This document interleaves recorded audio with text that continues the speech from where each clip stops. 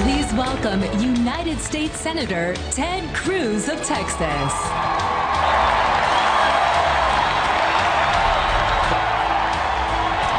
Side of the wood.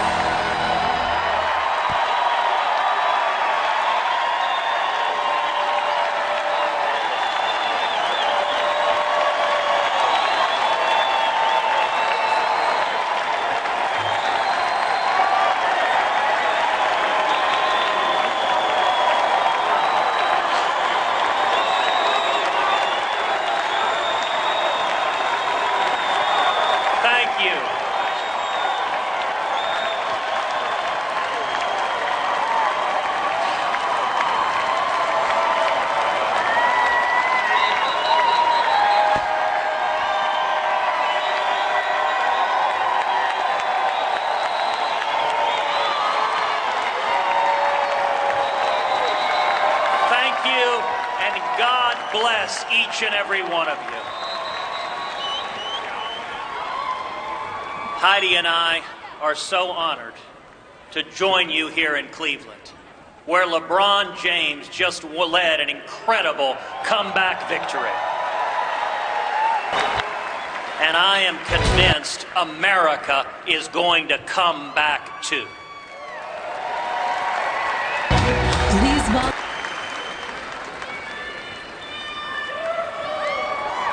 I want to congratulate Donald Trump on winning the nomination last night.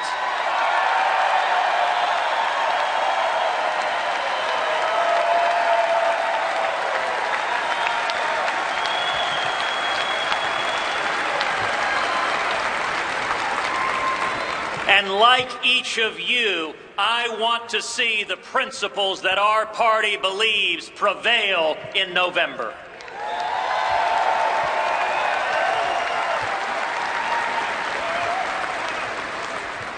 Conventions are times of excitement, but given the events of the last few weeks, I hope you'll allow me a moment to talk to you about what's really at stake. Just 2 weeks ago, a 9-year-old girl named Caroline was having a carefree Texas summer, swimming in the pool, playing with friends, doing all the things a happy child might do. Like most children, she relied upon the love that she received from her mom, Heidi, and her dad, a police sergeant named Michael Smith. That is, until he became one of the 5 police officers gunned down in Dallas. The day her father was murdered, Caroline gave him a hug and a kiss as he left for work.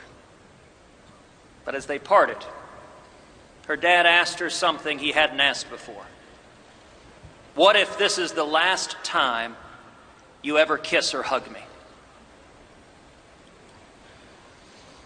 Later, as she thought of her fallen father and that last heartbreaking hug, Caroline broke down in tears. How could anything ever be okay again? Michael Smith was a former Army Ranger who spent 3 decades with the Dallas Police Department. I have no idea who he voted for in the last election or what he thought about this one. But his life was a testament to devotion.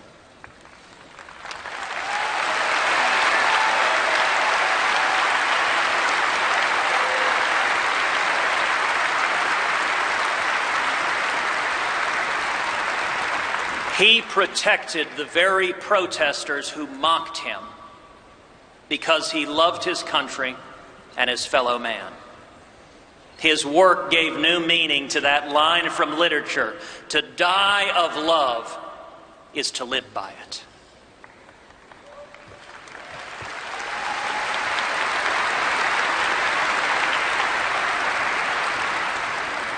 As I thought about what I wanted to say tonight, Michael Smith's story weighed on my heart.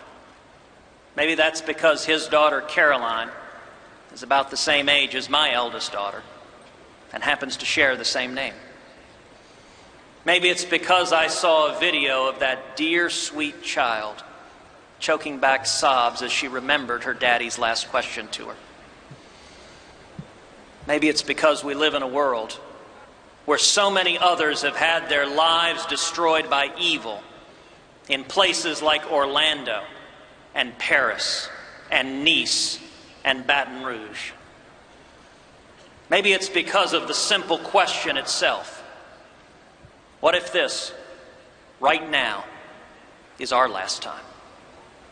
Our last moment to do something for our families and our country. Did we live up to the values we say we believe? Did we do all we really could? That's really what elections should be about. That's why you and millions like you devoted so much time and sacrifice to this campaign. We're fighting not for one particular candidate or one campaign, but because each of us wants to be able to tell our kids and grandkids, our own Carolines, that we did our best for their future and our country.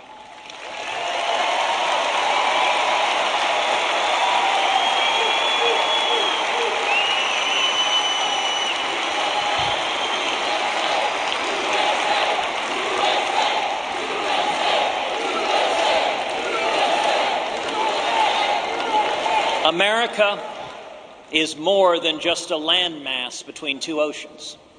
America is an ideal, a simple yet powerful idea. Freedom matters.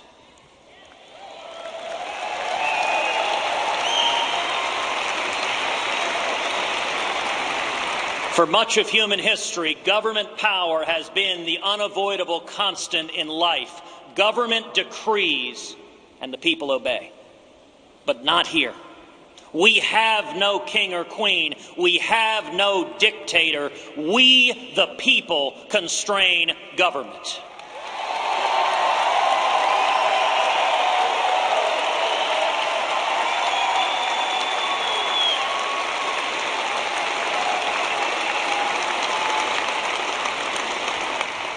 Our nation is exceptional because it was built on the 5 most beautiful and powerful words in the English language.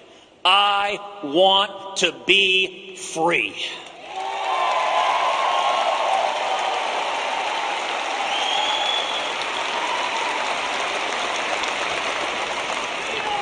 Never has that message been more needed than today. We stand here tonight, a nation divided. Partisan rancor, anger, even hatred are tearing America apart. And citizens are furious, rightly furious, at a political establishment that cynically breaks its promises and that ignores the will of the people.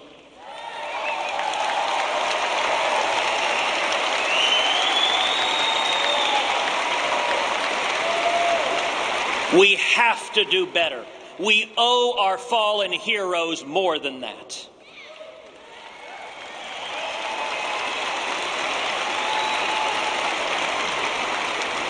Now, of course, Obama and Clinton will also tell you that they care about our children's future. And I want to believe them. But there is a profound difference in our two parties' vision for the future.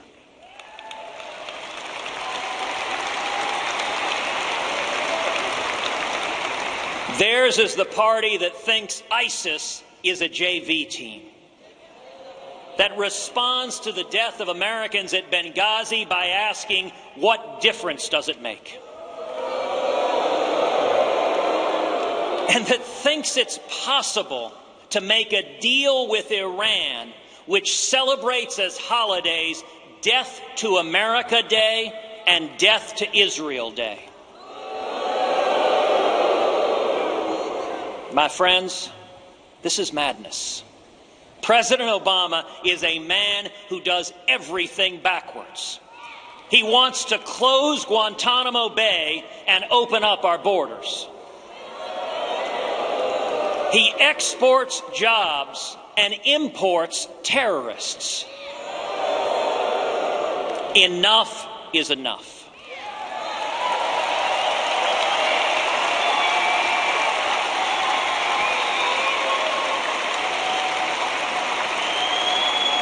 And I am here to tell you there is a better vision for our future, a return to freedom.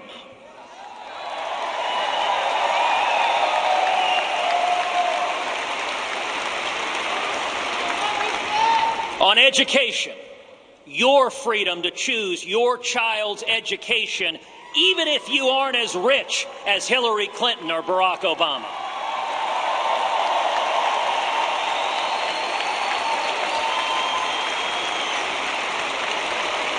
On health care, your freedom to choose your own doctor without Obamacare.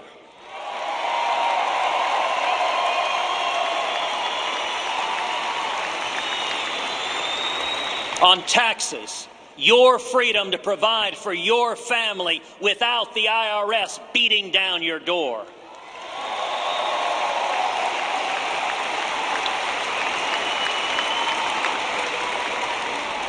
The internet, keep it free from taxes, free from regulation, and don't give it away to Russia and China.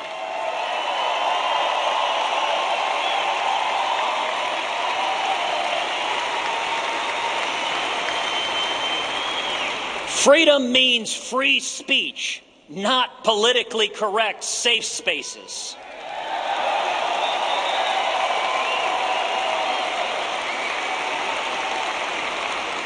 Freedom means religious freedom, whether you are Christian or Jew, Muslim or atheist.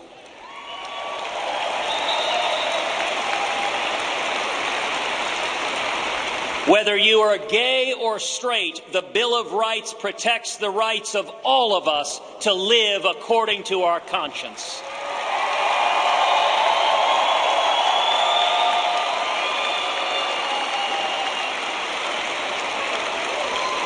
Freedom means the right to keep and bear arms and to protect your family.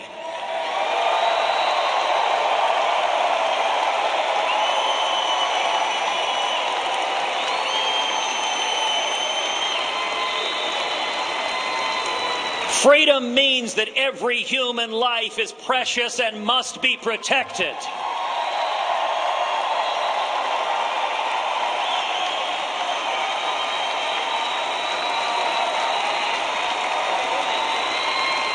Freedom means Supreme Court justices who don't dictate policy, but instead follow the Constitution.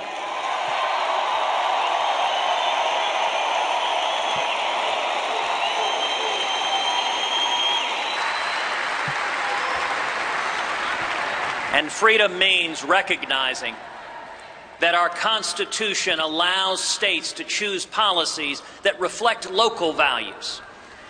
Colorado might decide something different than Texas. New York, different than Iowa. That's the way it's supposed to be. Diversity.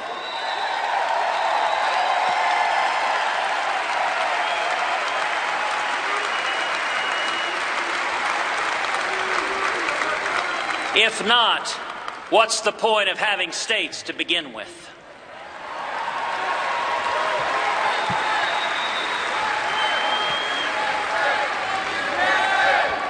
Now, Hillary Clinton believes that government should make virtually every choice in your life. Education, health care, marriage, speech, all dictated out of Washington. But something powerful is happening. We've seen it in both parties. We've seen it in the United Kingdom's unprecedented Brexit vote to leave the European Union.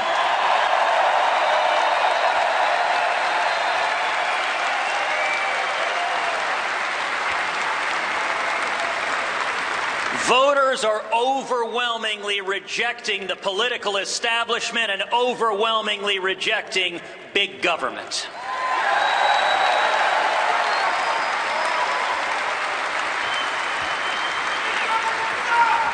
That is a profound victory, and it is one earned by each and every one of you. People are fed up with politicians who don't listen to them, fed up with a corrupt system that benefits the elites instead of working men and women.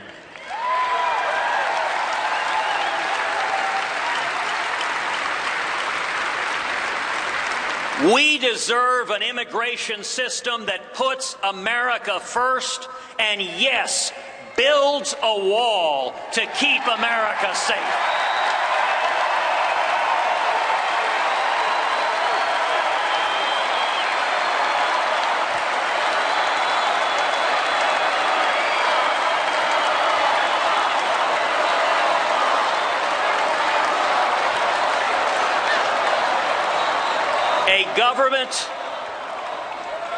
A government that stops admitting ISIS terrorists as refugees.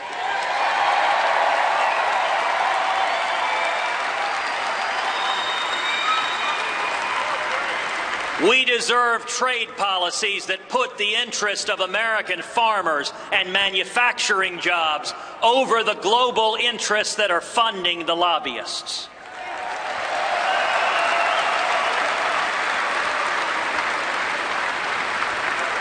And if we stand together and choose freedom, our future will be brighter. Freedom will bring back jobs and raise wages. Freedom will lift people out of dependency to the dignity of work.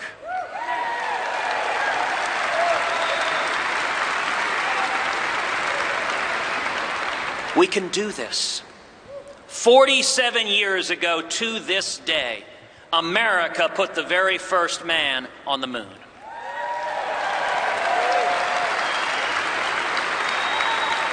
That was the power of freedom. Our party, the Republican Party, was founded to defeat slavery.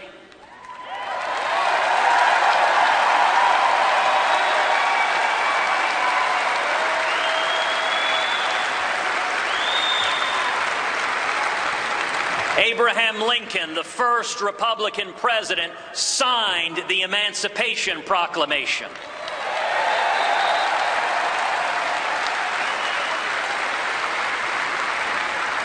Together, we passed the Civil Rights Act, and together we fought to eliminate Jim Crow laws.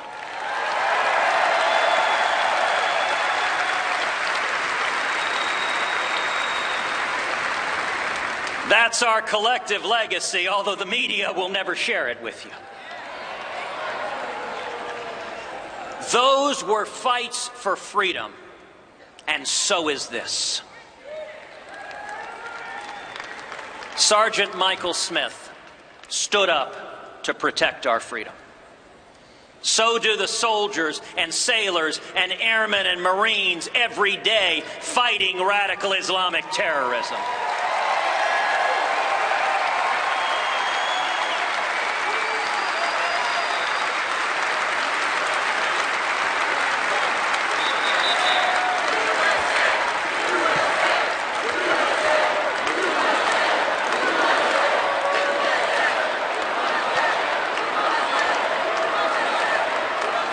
And so did the family of Alton Sterling, who bravely called to end the violence.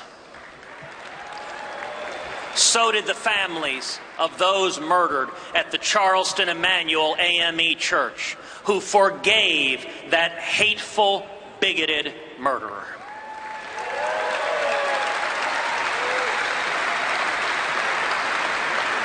And so can we. We deserve leaders who stand for principle, who unite us all behind shared values, who cast aside anger for love. That is the standard we should expect from everybody. And to those listening, please, don't stay home in November.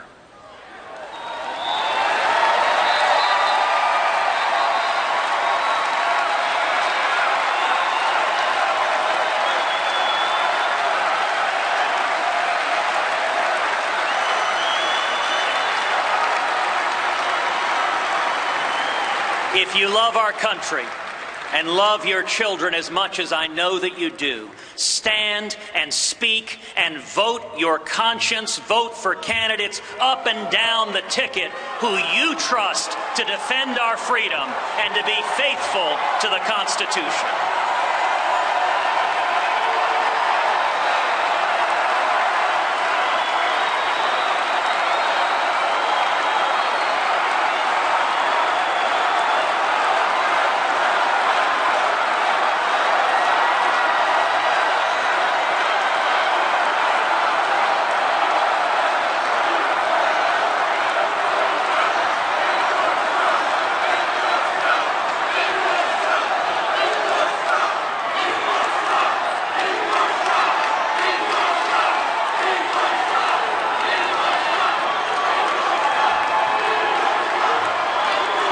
Appreciate the enthusiasm of the New York delegation.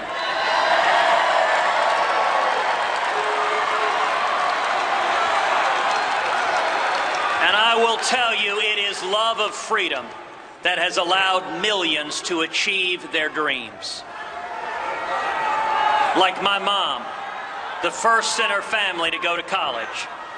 And my dad, who's here tonight, who fled prison and torture in Cuba, coming to Texas with just $100 sewn into his underwear.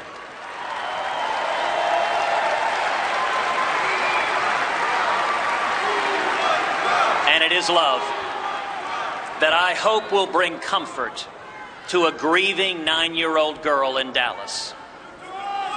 And God willing, propel her to move forward and dream and soar and make her daddy proud. We must make the most of our moment to fight for freedom, to protect our God-given rights, even of those with whom we don't agree, so that when we are old and gray, and when our work is done, and we give those we love one final kiss goodbye, we will be able to say, freedom matters, and I was part of something beautiful.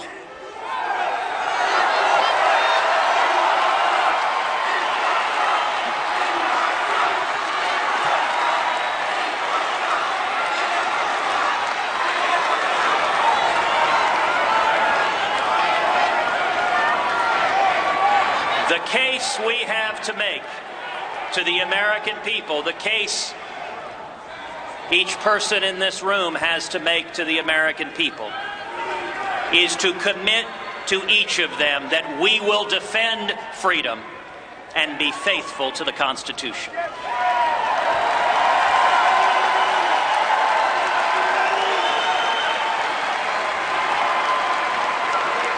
We will unite the party, we will unite the country by standing together for shared values, by standing for liberty. God bless each and every one of you, and God bless the United States of America.